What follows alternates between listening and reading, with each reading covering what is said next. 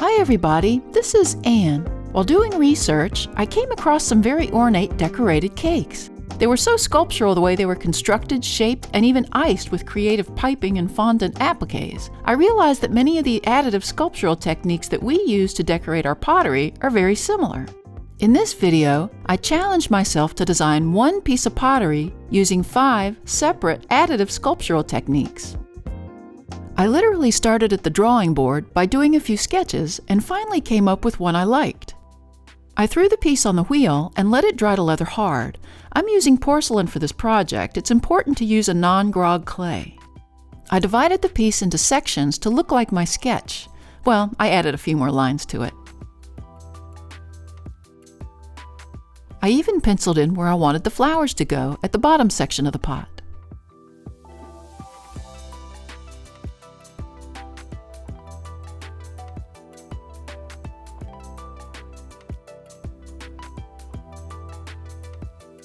For the first technique, I'm actually using a cake decorating bottle filled with slip.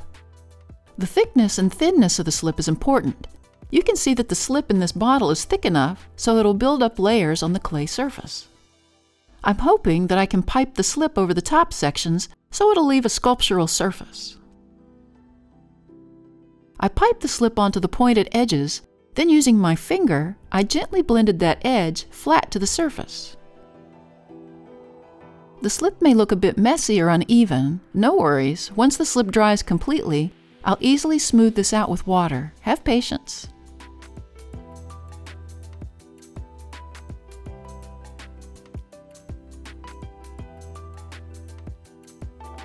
You'll see that the edges may not completely be straight. I use my needle tool to pull away excess slip and straighten the lines. Now that the slip is dried, I can use a damp sponge over the uneven slip surface and it smooths out like butter. Then I can further refine the lines too.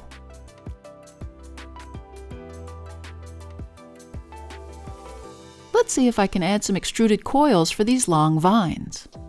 To prepare the surface, I scored along the first line where I will attach the coil.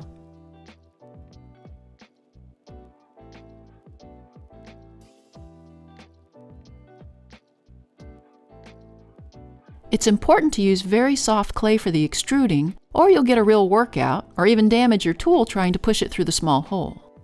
I rolled the clay into a coil just smaller than the extruder barrel. Here's my hand extruder. I loaded the die on the end, then loaded the clay into the barrel. I just screw on the cap and turn the crank.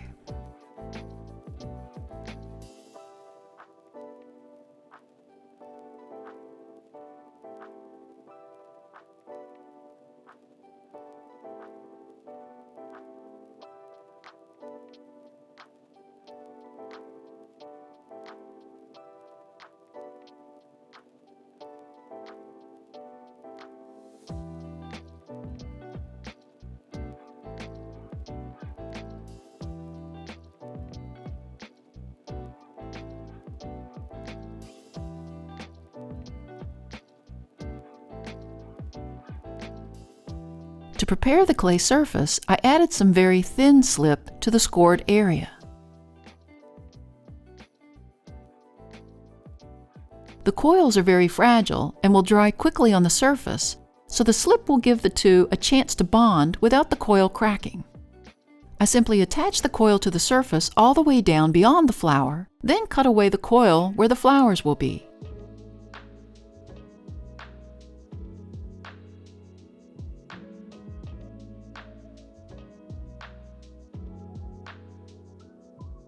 To make sure the coil has good adherence, I dip a paintbrush in slip and run it along the sides, making sure there are no gaps.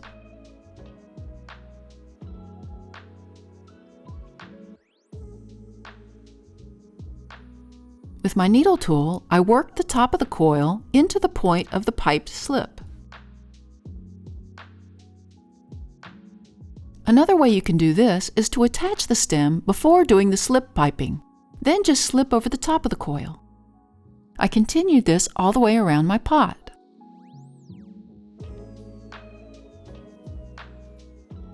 I had to get a bit clever about how to tackle the design for the flowers. I ended up using a round 1/4 teaspoon. I placed a piece of plastic wrap over the bowl part and placed a bit of rounded clay into that.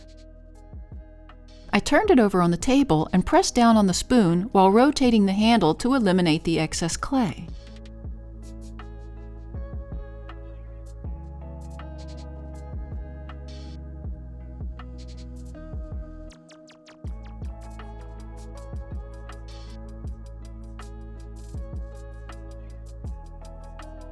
Just pop it off the table and score the back of it. I also scored the center of one of the flowers on the pot surface. I slipped the back and attached it well.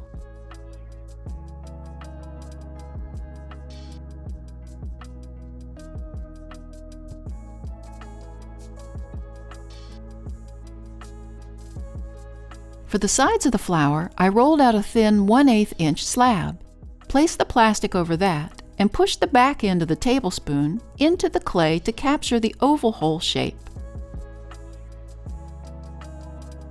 I made 2 of them and cut them out.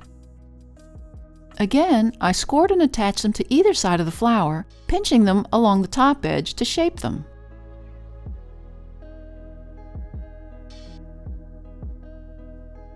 To shape the center round part, I used my thumbs to gently press down and away to create more of a sculpted flower shape.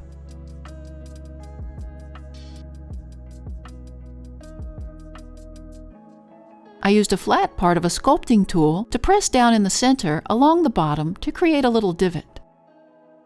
I added a little scrap of clay along the top over the stem for a transition to the flower.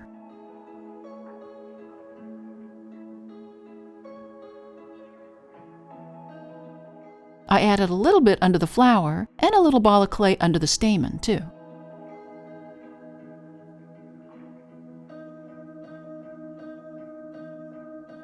As the bottom of the piece is a bit heavy looking with the flowers, for the 4th technique, I thought I would add stamped appliques along the top using this rubber printing block and carving tool. I simply drew my design on the block with a pencil, then carved out all the lines.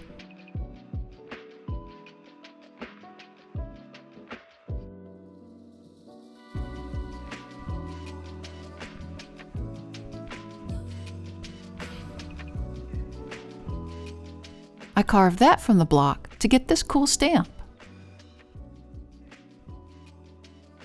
I rolled out a thin slab of drier clay and pressed the stamp into that. Isn't that neat? I can use that for some other pieces too. I made 5 of them and attached them around the top.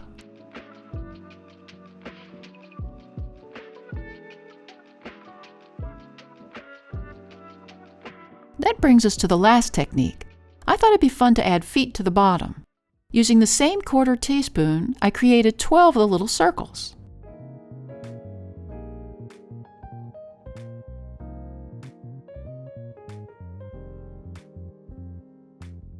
I pinched each one into a petal shape and arranged them in a circular flower pattern.